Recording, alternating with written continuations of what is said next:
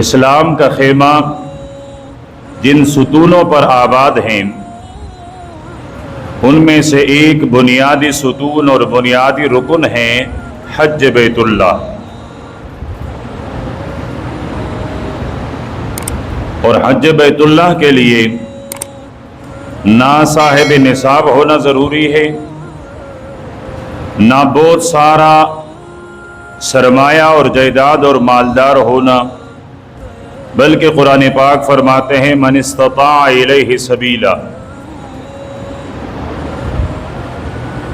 جو مسلمان اتنی طاقت اور گنجائش اور استطاعت رکھتا ہو کہ وہ بیت اللہ تک جائے، جو دن وہاں گزارے وہ وہاں گزارے، واپس آئیں تو جانے آنے اور وہاں رہنے کے اخراجات اور اس کے عدم موجودگی میں اس کے اہل خانہ کے اخراجات یہ اس کے پاس موجود ہو تو اس مسلمان پر حج وہ لازم ہے کہ یہ بیت اللہ کا حج ادا کریں۔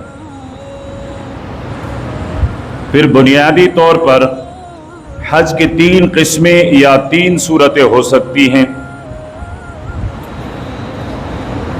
ایک حج وہ ہیں کہ آپ جب حج کے لیے نکلیں احرام باندھتے ہوئے آپ یہ نیت کر لیں کہ میں اسی احرام میں ایک ساتھ عمرہ بھی ادا کروں گا اور حج بھی ادا کروں گا۔ پھر اسی احرام میں آپ مکہ پہنچے، خانہ کعبہ کا طواف کریں، صفا اور مروہ کے درمیان سعی کریں، لیکن آپ حلق نہ کریں، سر نہ مڑوائیں اور انتظار کریں کہ جب حج کے دن شروع ہو جائیں تو آپ اسی احرام کے اندر پھر بیت اللہ کا حج کریں۔ تو اس حج کو شریعت کے اصطلاح میں حج قران کہلاتا ہے، اور امام ابو حنیفہ رحمۃ اللہ علیہ فرماتے ہیں کہ حج کے 3 قسموں میں، حج کے 3 صورتوں میں یہی صورت سب سے افضل ہے، اس لیے کہ اس میں مشقت زیادہ ہے۔ دوسری صورت یا دوسری قسم حج بیت اللہ کا کہ آپ گھر سے نکلیں اور عمرے کی نیت کر لیں، آپ پہلے بیت اللہ کا طواف، پھر سعی، عمرہ مکمل ہونے کے بعد آپ حلق کر لیں، سر مڑوائیں اور احرام کو کھول دیں۔ پھر جب حج کے دن شروع ہو جائیں تو دوبارہ پھر سے احرام باندھ لیں اور پھر آپ حج ادا کر لیں۔ تو یہ دوسری قسم ہے اور اسے حج تمتع کہتے ہیں۔ امام احمد ابن حنبل رحمۃ اللہ علیہ فرماتے ہیں ان کے ہاں یہی سب سے افضل ہے۔ تیسری صورت اور تیسری قسم حج کا کہ آپ احرام باندھیں اور احرام باندھتے ہوئے آپ صرف حج کا نیت کر لیں، مکہ مکرمہ پہنچے اور اس احرام کے ساتھ آپ صرف حج کر لیں، تو یہ حج افراد کہلاتا ہے، یعنی صرف اکیلا حج جس کے ساتھ عمرہ شامل اور شریک نہیں ہیں۔ امام شافعی رحمۃ اللہ علیہ فرماتے ہیں ان کے ہاں یہ سب سے زیادہ افضل ہے۔ اب تینوں ائمہ کا اپنے اپنے دلائل ہے، لیکن چونکہ اس کا وقت نہیں، مجھے بنیادی طور پر حج کی صورتیں اور قسمیں سمجھانی ہیں کہ حج کے 3 صورتیں اور 3 قسمیں ہو گئی۔ ایک وہ جس میں آپ ایک ہی احرام میں حج بھی کر لیں، عمرہ بھی کر لیں، یہ حج قران ہے۔ دوسرا یہ ہے کہ آپ پہلے عمرہ کر لیں، احرام کھول لیں، جب حج کا دن شروع ہو جائیں پھر احرام باندھ لیں اور اس کے بعد حج کر لیں۔ اور تیسری یہ کہ آپ نے نیت کی، احرام باندھا صرف حج کے لیے۔ اب ارکان حج یعنی اگر ان میں سے کوئی چیز رہ جاتی ہے پھر آج کا آپ کا حج نہیں ہوا۔ उनमें से सबसे पहले इहराम बांधना है। आपने इहराम बांध लिया तो ये हज के अरकान में से पहला बुनियादी रुकन है, आसास है, बुनियाद है कि बगैर इहराम बांधे आप हज नहीं कर सकते। दूसरे नंबर पर मैदान अराफात में क़ियाम है, मैदान अराफात में ठहरना है। ख्वाह आप पूरा वक्त वहाँ ठहरे रहें या 1 साअत के लिए पहुँचें, लेकिन थोड़ी देर के लिए वहाँ ठहरना ये लाजमी है, ज़रूरी है। अगर आपने हज किया, इहराम बांध लिया, लोग मैदान अराफात में हैं और आप बैतुल्लाह का तवाफ़ करते हैं, आपको खाना काबा खाना खाली मिला हुआ है, आप हजर अस्वद का बार बार बोसा ले रहे हैं, आप खाना काबे की दीवार और चौखट पर दुआएं मांग रहे हैं, तो ये अपनी जगह इबादत तो हैं, लेकिन हज का जो फ़र्ज़ और बुनियाद था वो अदा नहीं हुआ तो आप हाजी नहीं कहलाएंगे, आपने हज अदा नहीं किया। तीसरे नंबर पर तवाफ़ ज़ियारत। तवाफ़ ज़ियारत होना तो यह चाहिए कि शुरू में होता, लेकिन यह आखिर में है। किस दिन है यह भी बताता हूँ, लेकिन तवाफ़ ज़ियारत ये भी अरकान हज में से है, लाजमी और ज़रूरी हैं। दूसरे नंबर पर है हज के वाजिबात, कि अगर उनमें से कोई चीज़ रह गई या उनमें से कोई कमी हो गई, कोई नक्स, कोई कमी हो गई, कोई चीज़ आपसे रह गया, या जो चीज़ें मना थी उनमें से कोई चीज़ आपने कर ली, तो उसकी जिनायत, उसका जुर्माना अदा करना वो आप पर ज़रूरी और लाजमी हो जाता है। उनमें से एक इहराम मीक़ात से बांधना है, यानी जो जगह मीक़ात इहराम बांधने के लिए मुकर्रर हैं, 4 जगह हैं, चारों कोनों से आने वाले लोगों के लिए। हमारे लिए जो मीक़ात हैं, इहराम बांधने की जगह है, उसे कहा जाता है यलमलम, लेकिन यह हमारे रास्ते में नहीं आता है, हम इन पर से नहीं गुजरते, बल्कि हम इनके महाजात यानी इनके मुकाबिल सिमत में गुजरते हैं, जो तकरीबन जद्दा से कुछ फासले पर आता है। यानी अभी जद्दा शुरू नहीं हुआ होता है, इससे कुछ देर पहले हमारा मीक़ात यलमलम शुरू हो जाता है। अल्लाह पाक जो गए हैं उनके हाज़िरी को कबूल फरमाएं, उनके हज को उनके लिए और फिर पूरी दुनिया और मेरे प्यारे हबीब के हर उम्मती के लिए निजात का सबब और ज़रिया बनाएं, और हम सब को अल्लाह पाक बार बार ले जाएं।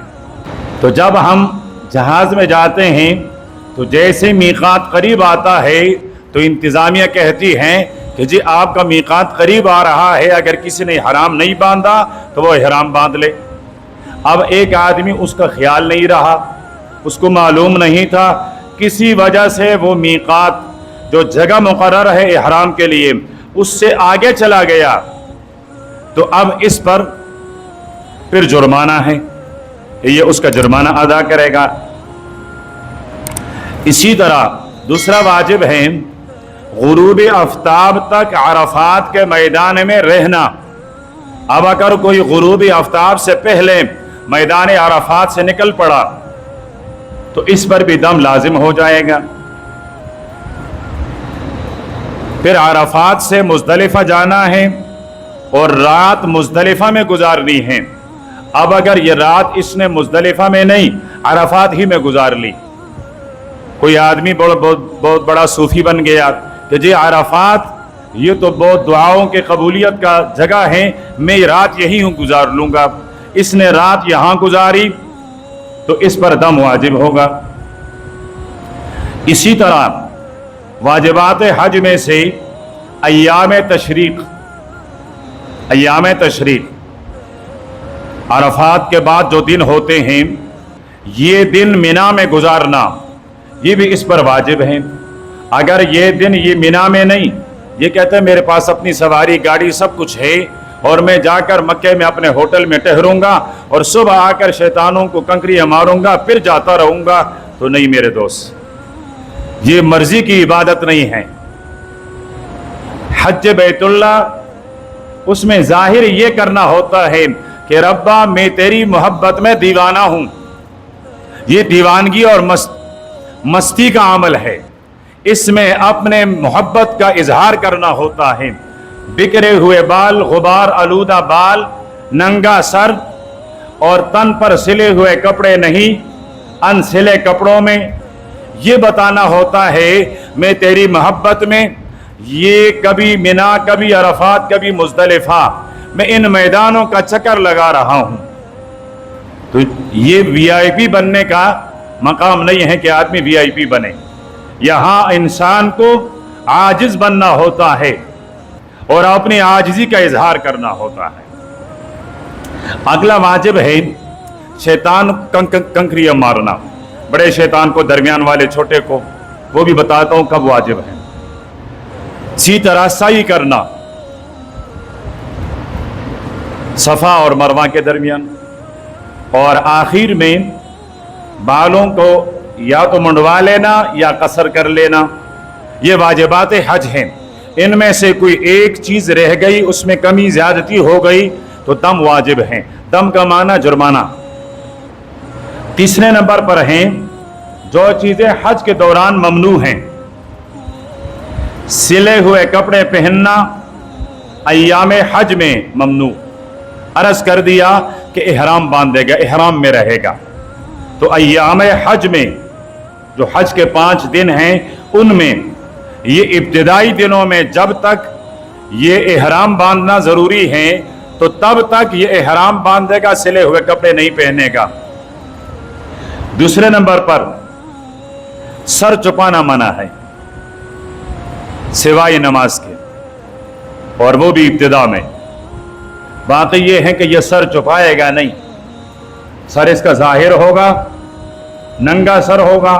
मैंने अर्ज कर दिया ना कि दिखाना ये है कि रब्बा तेरी मोहब्बत में दीवाना हूं।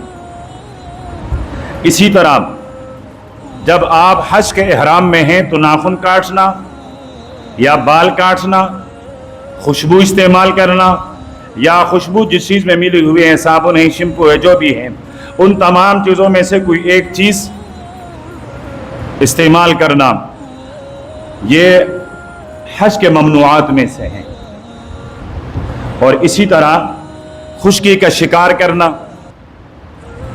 खुश्की का यानी जो चीज़ समंदर से बाहर और हलाल है उनका शिकार, तो इहराम की हालत में आप उनका शिकार करें और आप हज में हैं तो ये आपके लिए ममनू है, नाजायज़ है। अब जो बुनियादी बात है कि हज के दिन कितने हैं और हर दिन में क्या क्या अमल करना है। अब यहां से हर हाजी का वीज़ा लगता है 40 दिन के लिए, तो ये 40 दिन हज के नहीं हैं।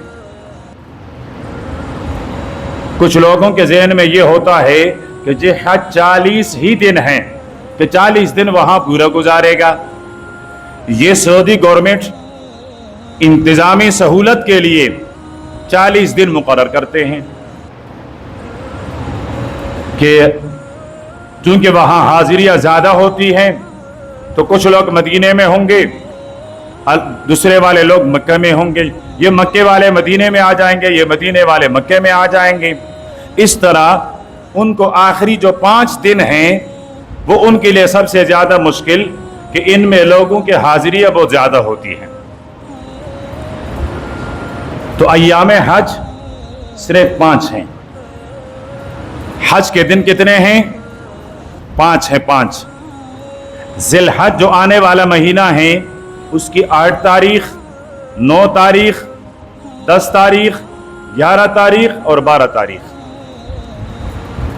ये 5 दिन ये अय्याम हज यानी हज के दिन कहलाते हैं। पहला दिन होता है 8 ज़िलहज। 8 ज़िलहज में हाजी को सबसे पहला काम वो इहराम बांधेगा और वहीं खाना काबा, मक्का, हुदूद हरम में जहाँ भी हैं वहाँ से वो इहराम बांधेगा। इहराम बांधने के बाद 8वें दिन यानी 8 ज़िलहज को फजर के बाद इहराम बांधकर ये जाएगा मिना। कहाँ जाएगा? मिना, इस मिना में जाकर ये 5 नमाजें अदा करेगा। ज़ोहर की नमाज, असर की नमाज, मगरिब की नमाज, इशा की नमाज और अगले दिन की फजर की नमाज। ये 5 नमाजें ये हाजी कहाँ अदा करेगा? मिना में अदा करेगा। ये इसलिए बार बार और ताकीद के साथ कि आपको याद हो जाए और अल्लाह आप सब की हाजिरी को मुकर्रर फरमाकर वहाँ आपकी हाजिरी को अल्लाह पाक कबूल भी फरमाए। अब थोड़ा सा गुजारा हो गया।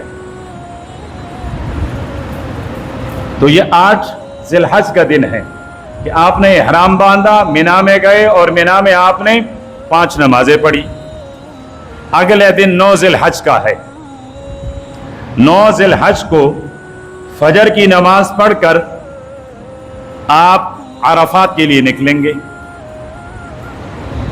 कोई बहुत पहले पहुंचेगा, कोई बाद में पहुंचेगा, लेकिन अराफात में गुरूब आफ्ताब से पहले पहुंचना लाजमी और ज़रूरी है। और वहाँ पहुंचकर वहाँ आप तलबिया पढ़ें, लब्बैक अल्लाहुम्मा लब्बैक, इसको तलबिया कहते हैं। कुरान पाक की तिलावत करें, अल्लाह पाक का जिक्र करें और मकरूह वक्त के अलावा आप वहाँ नवाफिल अदा करें। सबसे ज़्यादा वक्त गुजारना वो दुआ में मुस्तहब है, इसलिए कि मैदान अराफात में मांगी हुई दुआ कभी रद्द नहीं होती, बल्कि अल्लाह के प्यारे पैगंबर ने इरशाद फरमाया कि जो आदमी जिसको अराफात के मैदान में हाजिरी नसीब हुई, उसने जो दुआएं मांगी वो अपनी दुआओं के बारे में शक न करें, बल्कि यकीन करे कि आज के दिन मेरी मांगी हुई दुआएं रब ने कबूल की हैं। अल्लाह के नबी ने फरमाया, मैंने शैतान को कुछ मौक़ों पर बहुत ज़्यादा जलील होते हुए देखा। उनमें से एक दिन अरफे का था, जब ये अपने सर पर मट्टी ढाल रहा था और कह रहा था, तुझे हलाकत हो, तू हलाक हो जा, तू तबाह हो जा। तो ये अजीम दिन और इसकी हाजिरी भी बड़ी अजमत वाली, तो यहाँ सबसे ज़्यादा वक्त दुआ में गुजारनी चाहिए। वहाँ की जो मस्जिद है, मस्जिद नमिरा, अगर उसमें नमाज पढ़ें तो फिर वहाँ ज़ोहर और असर की नमाज एक साथ अदा किया जाएगा।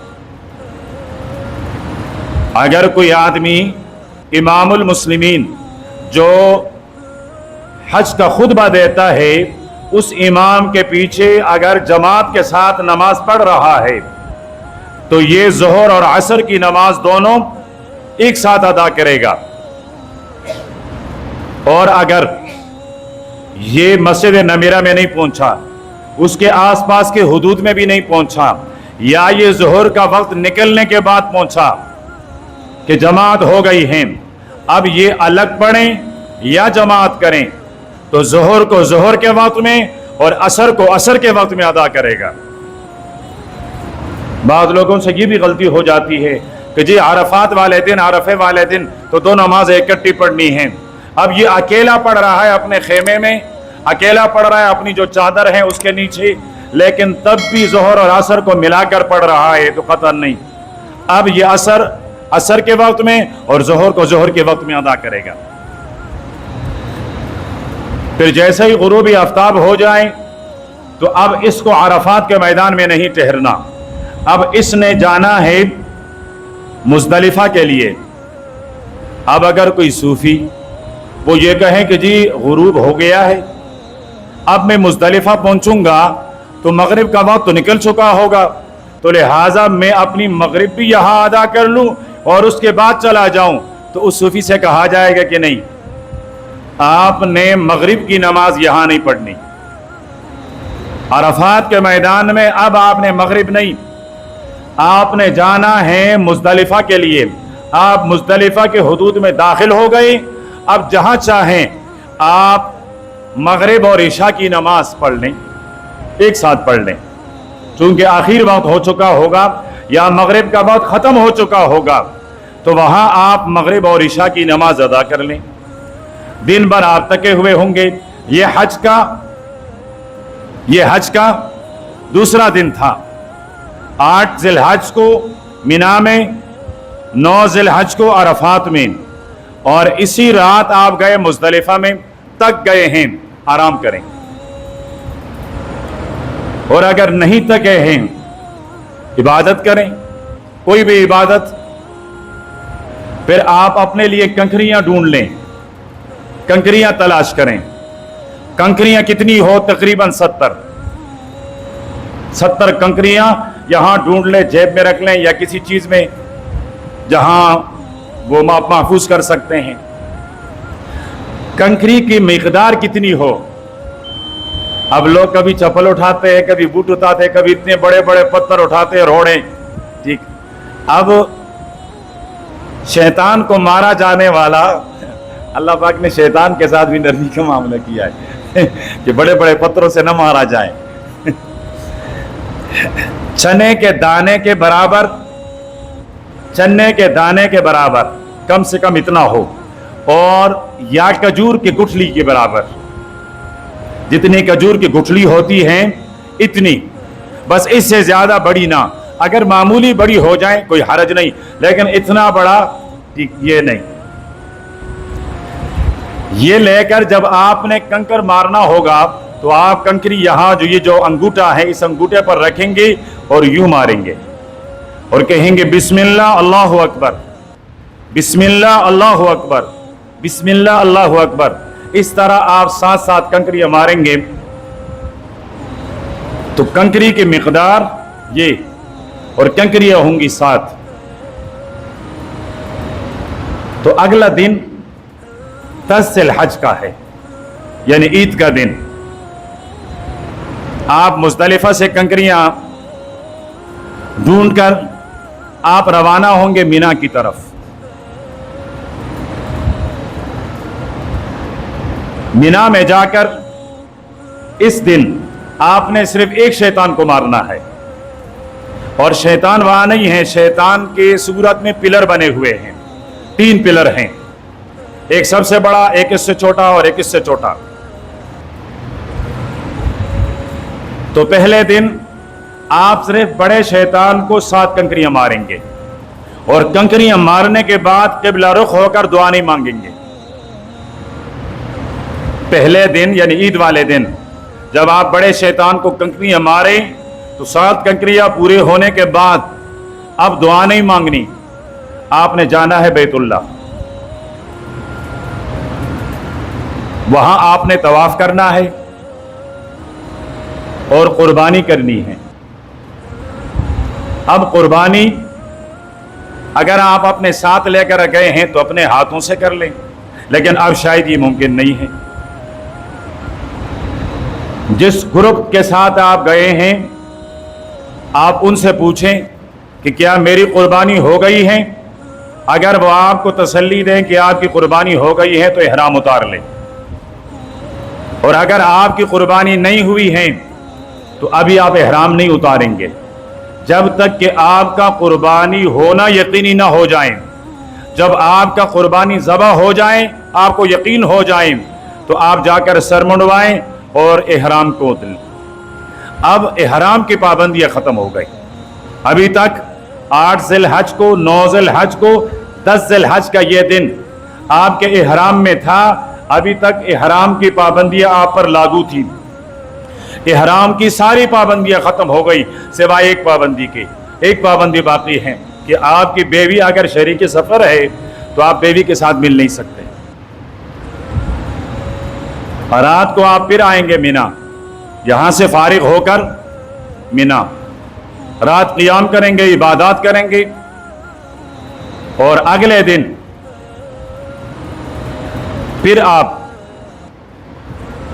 کنکریاں لے کر جائیں گی۔ تو سب سے پہلے شیطان کو 7 کنکریاں، پھر درمیان والے کو، پھر بڑے کو 7 کنکریاں۔ یہاں ہر شیطان کو مارنے کے بعد قبلہ رخ ہو کر آپ دعا مانگ لیں۔ آج دعا مانگی جاتی ہے۔ یہ تینوں شیطانوں کو کنکریاں مارنے کے بعد آپ پھر جائیں گے مینا۔ یہ آپ کی 12 تاریخ ہے، اور آپ کی حج کی 5 دنوں میں سے یہ 5واں دن ہے۔ پھر آپ کنکریاں اٹھائیں گے اور تینوں شیطانوں کو کنکریاں ماریں گے۔ اب آپ کی مرضی ہے، चाहें तो मक्के में क़ियाम कर लें, और अगर आप वापस मिना में चले गए तो अब 13वीं तारीख को भी आप तीनों को ककरियाँ मारेंगे। और अगर आप मक्के नहीं गए, मिना नहीं गए, आप मक्के में ही रहें तो आप पर कोई हरज नहीं है।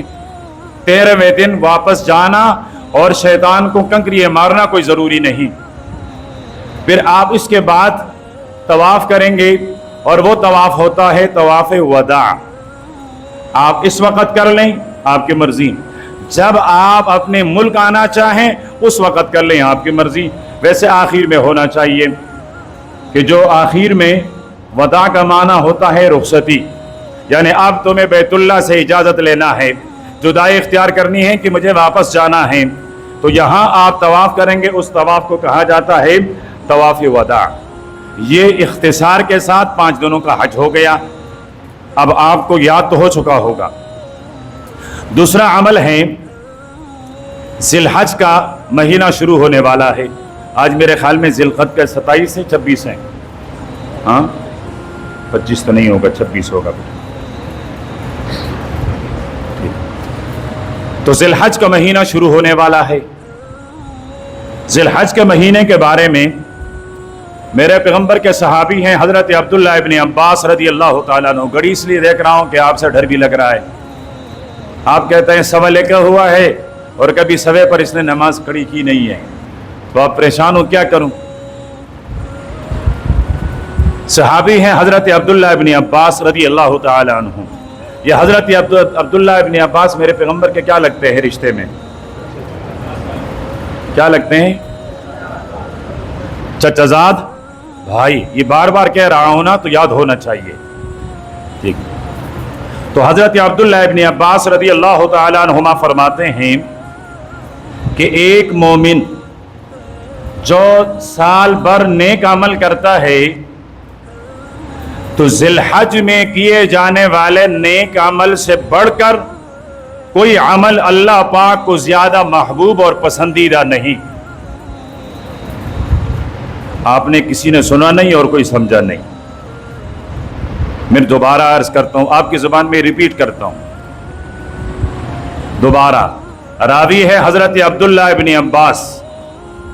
हज़रत अब्बास के साहिबजादे, मेरे पैगंबर के चाचा के बेटे, चचाजाद भाई, इस उम्मत के कुरान पाक के सबसे बड़े मुफस्सिर हज़रत अब्दुल्लाह इब्न अब्बास रज़ी अल्लाह तआला अन्हुमा, वो फरमाते हैं कि दुनिया भर के साल भर के दिनों में किए जाने वाले नेक अमाल में सबसे ज़्यादा अल्लाह के यहाँ महबूब और पसंदीदा अमल वो ज़िलहज के इब्तिदाई 10 दिनों में किया जाने वाला अमल है। अब याद हो गया? हाथ खड़ा करे जिसको याद नहीं हुआ।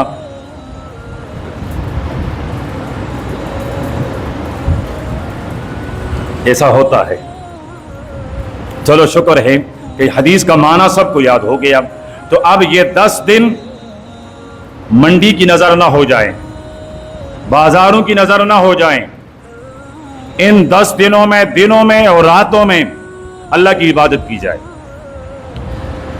दूसरी हदीस है हजरत अबू हुरैरा रज़ी अल्लाह तआला अन्हु की, हाफिजुल हदीस, मेरे पैगंबर के सहाबा में सबसे ज्यादा हदीस रिवायत करने वाले सहाबी,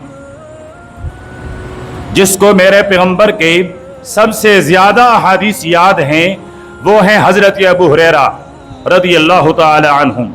ये हजरत अबू हुरैरा रज़ी अल्लाह तआला अन्हु फरमाते हैं कि ज़िलहज के दिनों में इब्तिदाई जो 9 दिन हैं, हर दिन का रोज़ा, हर दिन का रोज़ा 1 साल के नफल रोज़ों के बराबर हैं। और हर दिन का, हर रात का क़ियाम, रात उसमें क़ियाम यानी इबादत करना, वो लैलतुल क़दर की रात की इबादत के बराबर है। रावी है हजरत अबू हुरैरा, रिवायत कर रहा है 2 बातें।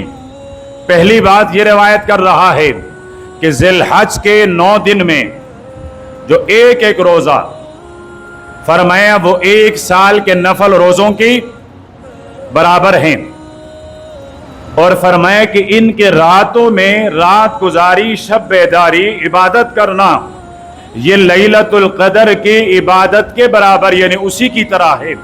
لیلۃ القدر کی اپنی فضیلت، لیکن فرمایا اس کی فضیلت اتنی ہے کہ ان راتوں میں جو عبادت کریں تو وہ راتیں وہ لیلۃ القدر کی طرح ہیں۔ تو اب پہلی روایت میں حضرت عبداللہ ابن عباس کہ اللہ پاک کو سب سے زیادہ محبوب عمل ان 10 دنوں میں کیے جانے والا عمل۔ حضرت ابو ہریرہ فرماتے ہیں ایک روزہ سال بھر کے نفل روزوں کے برابر، اور ایک رات کی عبادت لیلۃ القدر کی رات کے عبادت کے برابر، اور لیلۃ القدر کی رات کی عبادت 1000 مہینوں کی عبادت کے برابر، 1000 مہینوں کی۔ قربان جاؤں رب کے رحمت سے، کیا کیا رحمت عطا کرتا ہے۔ میری اور آپ کی گناہ کی بخشش کے لیے میرے رب نے رحمت کے کیا کیا دریا بہائے۔ اب جو بیت اللہ میں گئے وہاں انہوں نے اپنے گناہ معاف کروائے، جو یہاں رہیں نہ جا سکیں ان کے لیے بھی میرے رب نے اپنی رحمت کی نگاہ اور اپنی رحمت کی دریا بہا دی کہ یہ یہاں اپنے گناہ معاف کروائیں۔ کیسے معاف کروائیں؟